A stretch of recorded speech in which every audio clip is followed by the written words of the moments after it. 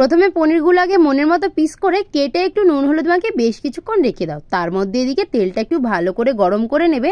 আর তেল গরম হলেই পনিরগুলো তেলের ওপর দিয়ে খুব সুন্দর করে লাল লাল করে ভেজে তুলে নাও। আর সেই তেলেই এবার আলুগুলোকে দিয়ে দাও। তোমরা কিন্তু সেদ্ধ আলু দিতে পারো, আবার কাঁচা নর্মাল আলু দিতে পারো। আমি কিন্তু সেদ্ধ আলু দিয়েছিলাম। এদিকে সেদ্ধ আলুগুলো সুন্দর করে ভেজে তুলে নিয়ে একটা তেজপাতা আর গোটা গরম মশলা দিয়ে এদিকে আমি মিক্সিতে কাজু, আদা, টমেটো আর লঙ্কা একসাথে খুব ভালো করে পেস্ট করে নিয়েছিলাম। এবার পেস্টটা আমি তেলের ওপর দিয়ে ওর মধ্যে পরিমাণ মতো নুন, লঙ্কার গুঁড়ো, জিরের গুঁড়ো আর হলুদ দিয়ে খুব ভালোভাবে আমি সব কিছুকে মিশিয়ে নিয়েছিলাম। এবার সামান্য পরিমাণে একটু জল দিয়েছিলাম মশলাটার মধ্যে, যাতে সব কিছু একসাথে মিশে যায়। এবার বেশ কিছুক্ষণ আমি ফোটার জন্য ছেড়ে দেবো। আর দেখো কি সুন্দর তেল বেরিয়েছে, কিন্তু এর থেকে তেল ছেড়েছে।